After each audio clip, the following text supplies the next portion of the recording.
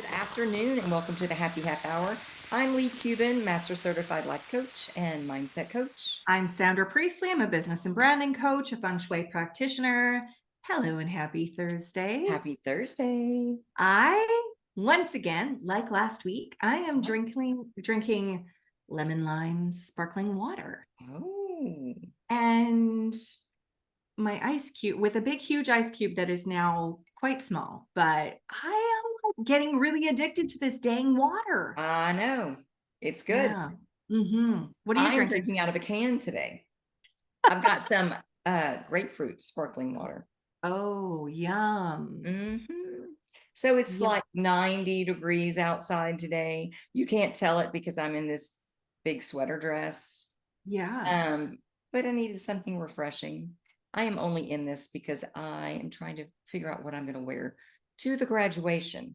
And I ordered it. Brilliant idea. Like, I think it's a brilliant idea because I typically would be the person that does not do that. I try on the outfit. I would think, okay, it looks good. And I would go to the event. Oh, no. And I would want to go to the nearest grocery store and buy a t-shirt that says like, hello, Chicago, and like change because it didn't feel good. Like I would be that girl. Yeah. I break out in hives. I ordered new boots to go with the dress. So it's really good. It's beautiful. It's a long, it's like ribbed. Right. And then, so I got the tall boots because mine were a little too scuffed up. And I'm like, I'm not having these scuffed up boots at this graduation. Like, not doing it. And Paul and I went on a date, like date day. We got up Sunday morning, did some chores around the house, and then we're like, let's go play. And so we went down to the domain and I'm like, I'm going to wear my boots. And he said, well, are you going to be able to walk around the domain? And I said, well, if I can't, then I can't wear them in Chicago. Right, exactly. And I made it like 5 hours and my feet did not hurt. Wow. So I was like, okay, these are the boots. It's safe. Nice. It's shocking, isn't it? Because I know that I have my 3 pairs of SJP shoes and they're high. Yeah. And it's funny because I wore all 3 at my daughter's graduation last year. Because there was different events, right? Yeah. So I like went home, changed my shoes. And they're all the same height, but one of the shoes has like a weird cut in it, like at the top of my foot.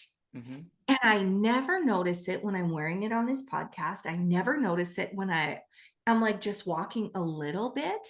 But when I was wearing it that night, wow. Yeah. It just is just at this like a weird spot on my foot, right? And really, but now you know never to get that style again. And also not to wear it, like not to wear those shoes if I'm going to go for a long period of time, but like an hour. Yeah, no problem. Or just take all my shoes, switch them out. We'll switch around. Yeah. Awesome. Anyway, I think it's brilliant that you're like doing these test drives on your ready to go. How cool. And Easton's birthday party is tomorrow. Because his actual birthday is on the day Logan graduates. Nice. So we're having this party tomorrow and we will have a house full of people, which is another reason I'm drinking water because I can clean. Oh yeah. I have chores to do. Chores to do. Well, so much fun. But first, we're going to have a great conversation. We are. This book that people, I think, especially women that are kind of in my world, they're constantly talking about how life is so much so overwhelming and everything is so bad. And that like, there's no way that they could move forward from where they're at because they're too overwhelmed. And what I loved about this book called Pretty Happy is that she really talks about just the little things that you can do every single day to get you closer to just pretty happy. Yeah. Like, and on the back of the book, it says, you don't have to be perfect. Pretty happy is pretty great. And it's not like we start off thinking where we're at is so far from like an exceptional life that we don't take the first step to just go a little bit happier. Well, and we don't look at our life right now and look at how exceptional it is. Right. We miss it because we think it's better there. Exactly. Mm-hmm. Well, and I often say that I use this analogy as like, if you're too busy looking at the damn ground and like one foot in front of the other, trudging along, looking for the stumps and the puddles and the big rocks and the random shit that I trip over every day when I'm on a walk. Yeah. But if you're looking down like that and looking for all the things that suck or all of the potential what could go wrong that could trip you up, you're missing the view. Yeah. You're missing everything that is around you. Like you're experiencing it, but you're not listening to it. You're not paying attention to it. You're not seeing it. But that doesn't mean that it doesn't fucking exist. Yeah. And we do that every day in our life. Yeah. In our relationships, in business, in our diets.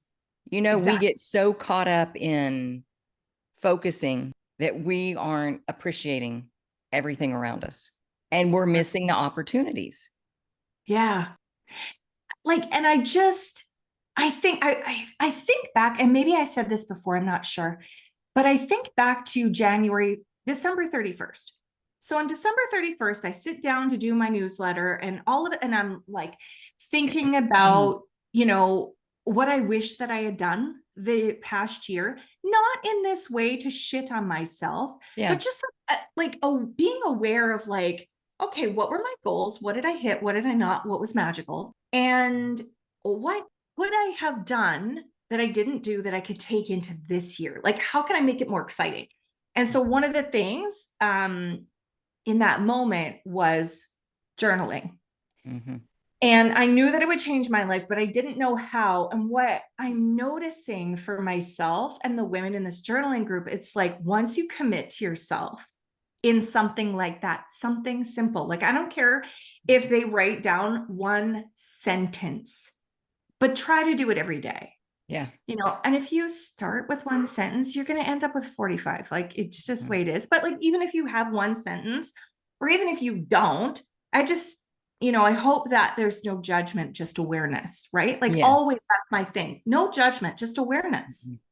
And what I noticed was that one small step, that one commitment to myself every day turned into so many more commitments to myself in the best way possible. And I'm seeing it for them too. Like they started out feeling stuck maybe and started journaling.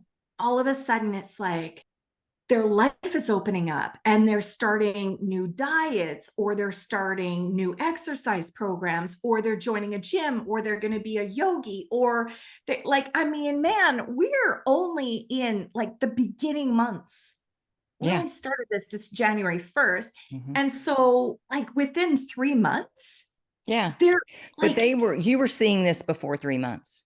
Oh, yes. So quickly. Yeah. So quickly. Like within 2 weeks, I thought, hey, I've got this down pat. What can I do next? And it was this like, oh, I can open another door. I can open another door.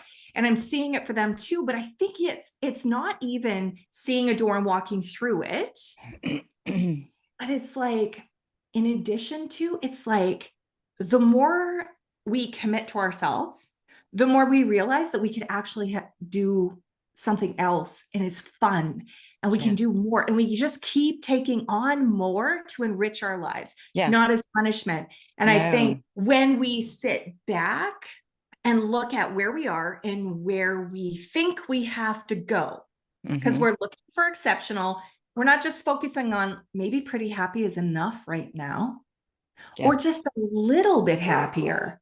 We can still look to the exceptional, like believe that it's possible, and we can do all that mindset work, but it's like just these tiny little things, tiny little commitments to ourselves. Yeah. Do you know what those are? What? They're habits.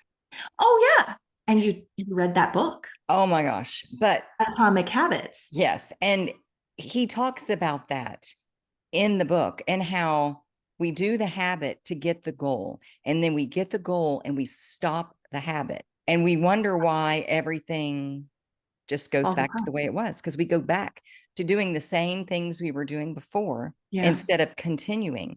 And he's like, that's why it's not about the goal. It's about the habit, because as you continue, then that's where the momentum is.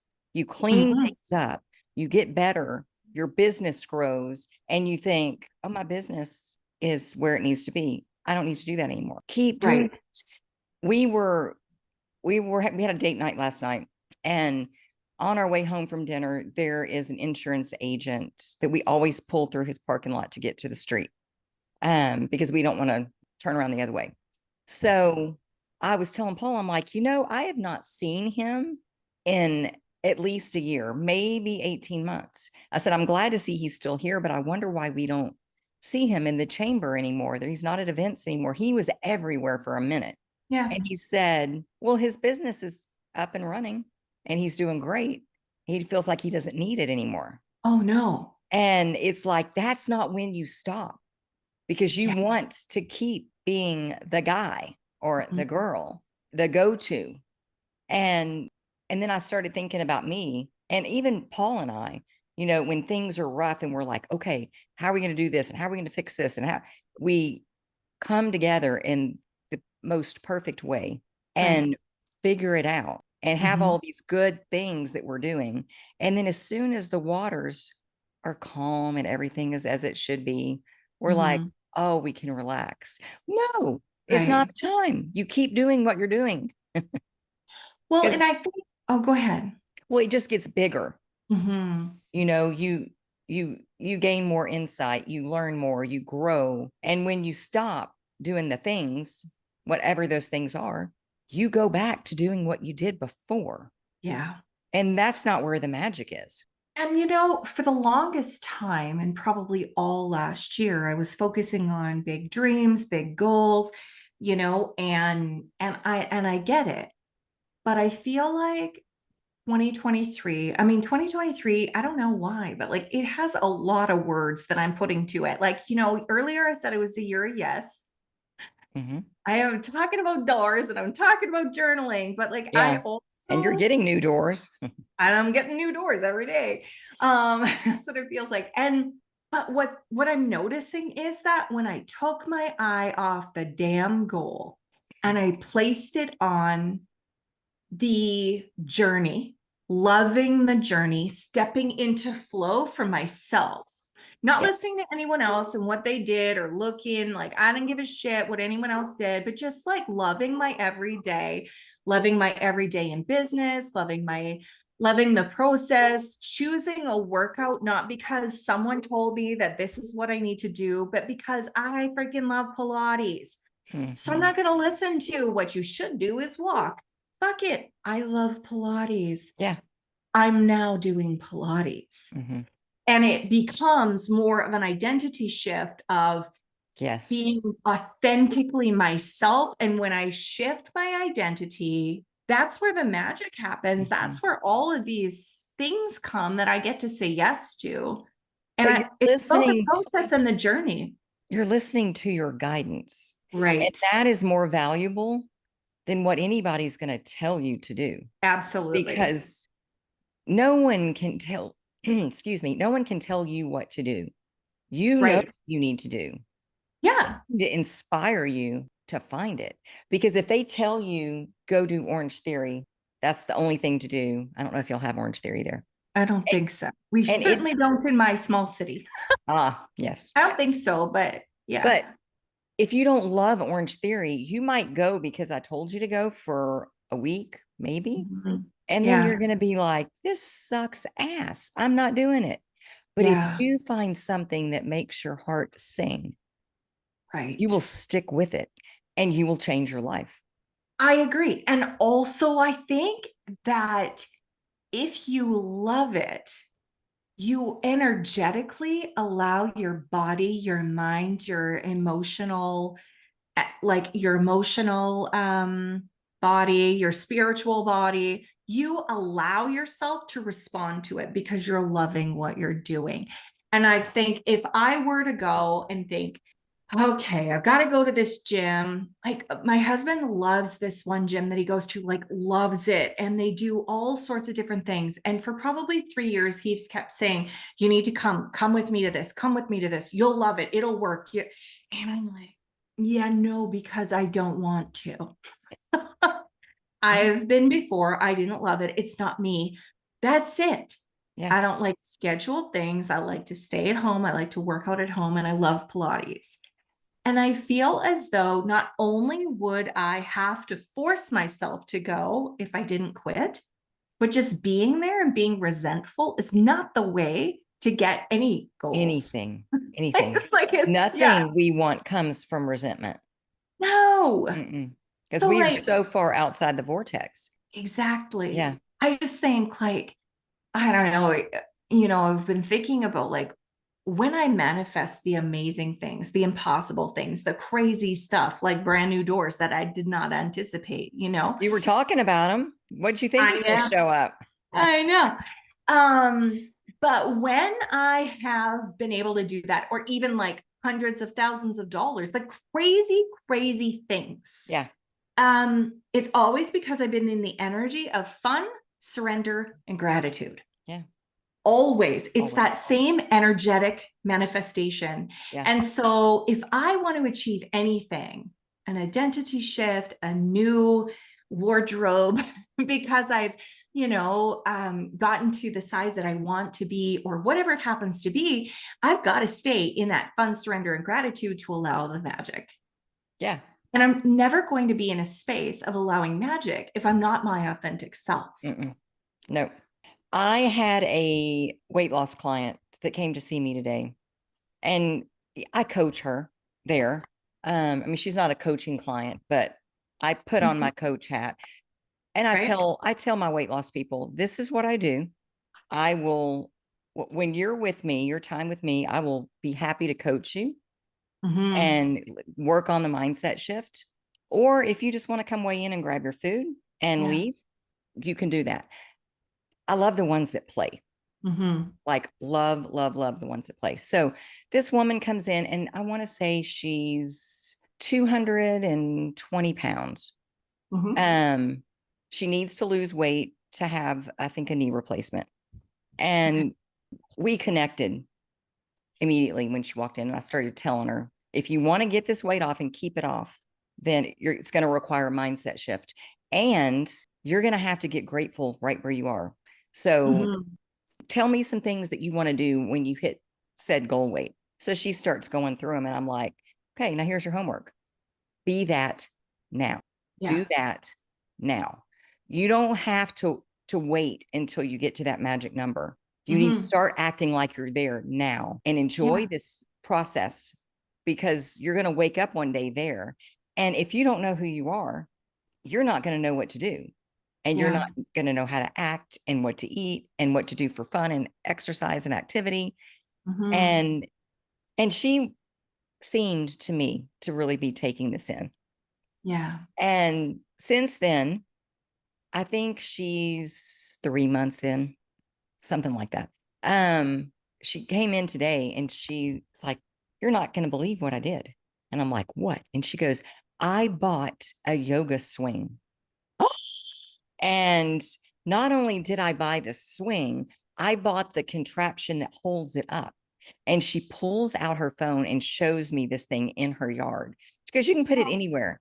But I wanted to have the whole thing so that I didn't have to worry about my husband going, you can't hang it here, and you can't do this, and you can't do this. So I just took care of it. And she said, Leigh, when I met with you in the beginning and you told me you need to be doing the things that you want to do when you hit the weight, you got to do them now. She's like, I'm not going to fit into this size pants now. And that's what I want in her head. She's not telling me any of this. So there was a lot of internal pushback, and she didn't entirely get what I was saying. But it planted a seed. And she said, the old me would have said, you can't do that. You have to wait until you're at your goal weight. And she said, and now I don't believe that anymore. So I ordered it. And you know what? I can't do all the trapeze stuff. Not yet, but I can get on it. And I can do what I can do now. And as I learn more, I'll be able to do more. And she said, I would have never known that before. But we go through life like that. Yeah. Thinking I'll be happy when, I'll do this when, and we don't take risks because we're waiting for this win that's never going to get here. So true. Instead of just fucking doing it now. And I think too that so much, well, I believe so much, or the majority of it, is in our heads. Oh, right? Yeah. Just the stories we tell. And when we're focused, like, I mean, I'm sure that you and I've had so many conversations about my own weight loss journey, or my weight loss resistance that I feel like I had. But it's like, when we have this one thing, and it doesn't matter if it's business, and it doesn't matter if it's relationships, and it doesn't matter if it's weight loss, and it doesn't matter what it is. Money. Right. I think we get so twisted around the axle on that one thing that we stop living in other areas of our lives. Yes. And like, a lot of times what I've seen, and what I'm seeing this year, is when we focus on something that feels easier, like the focus on the area that is going okay, but you could do a little bit better. Or okay, and you could enhance it even more. Like, I saw this this before and after on social media, on Facebook, and it was a laundry room, which was like behind a closet, like it was inside a closet. It was a tiny little laundry room, and she opened up the doors, and there was like, a white washer and dryer. It was nothing fantastic, with like a wire shelf above, and it looked like a normal laundry room. Yeah.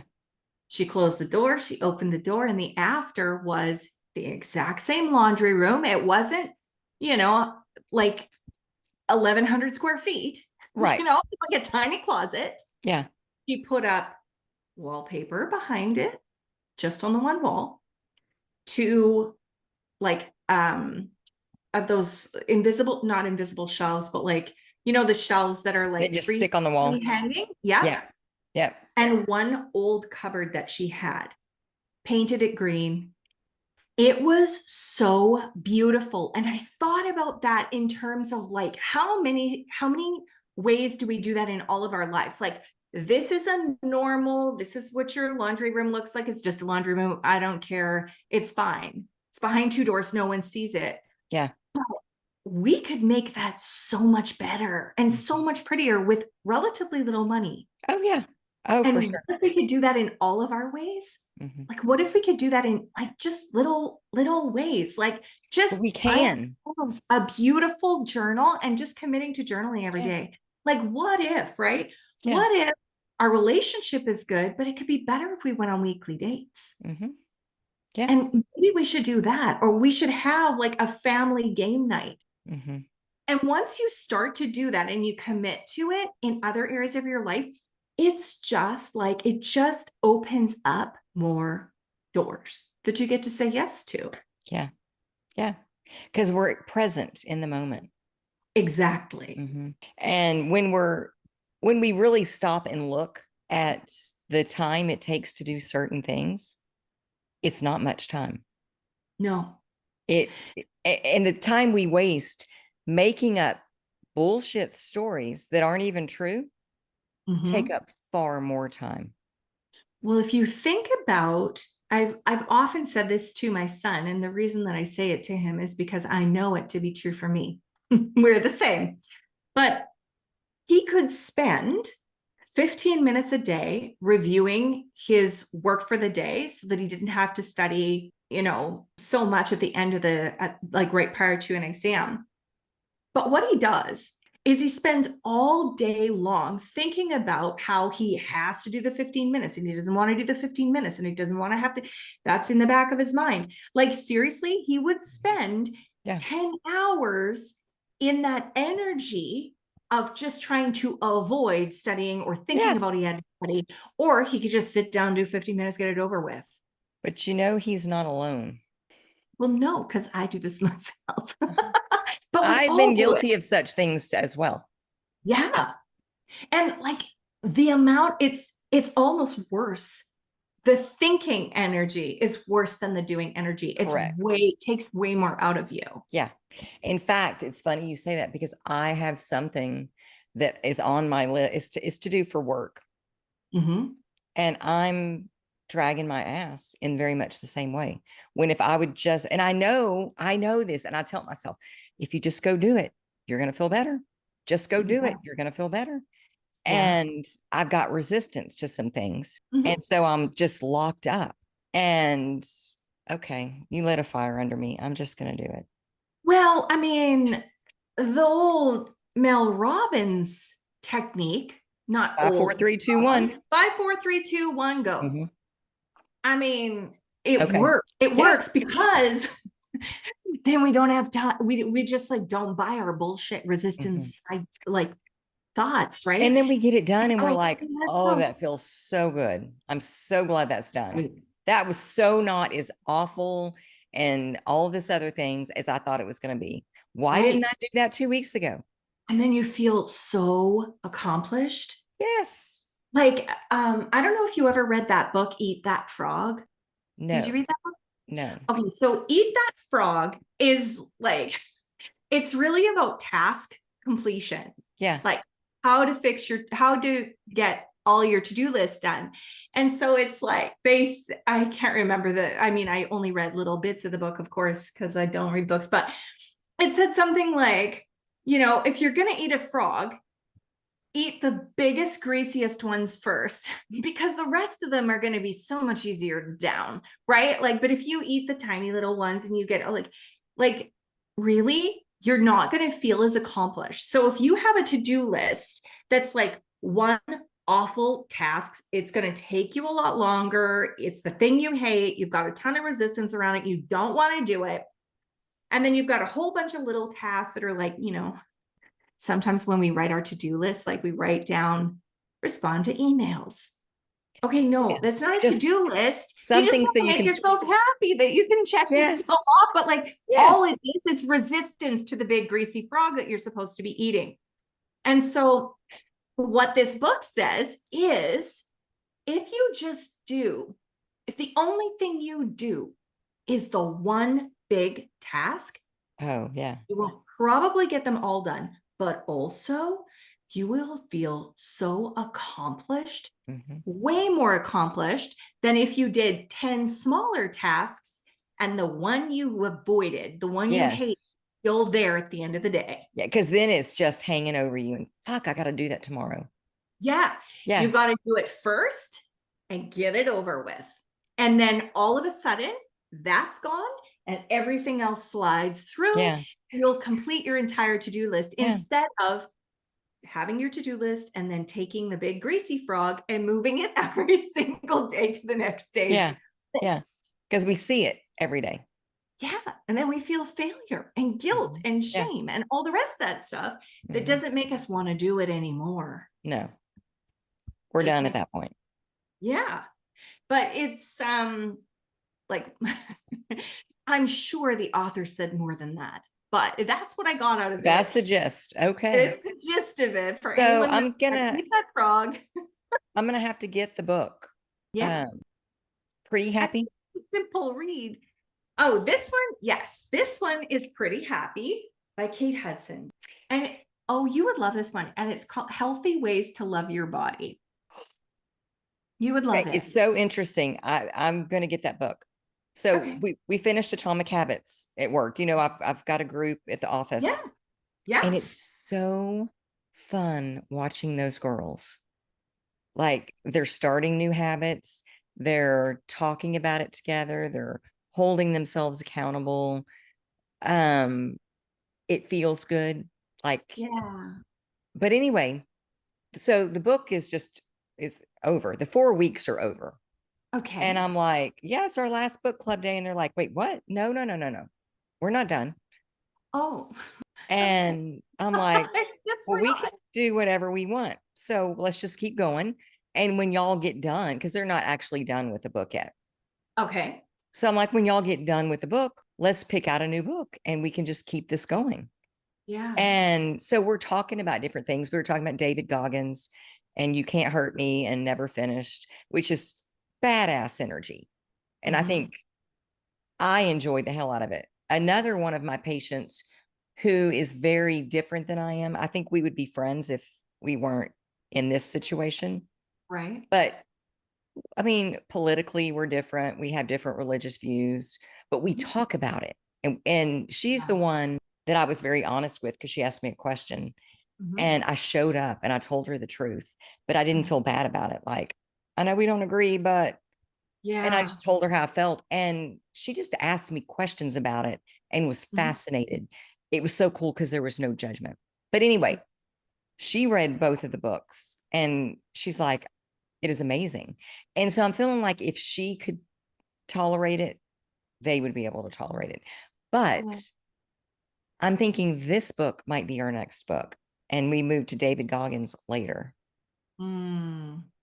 It's so, I mean, like, I'm just looking through now, like, because it's like so good. Even just like the 5 big types of negative thinking, the trick mirror, pay attention to the clues, reclaiming your body, putting yourself first. I mean, these are some of them.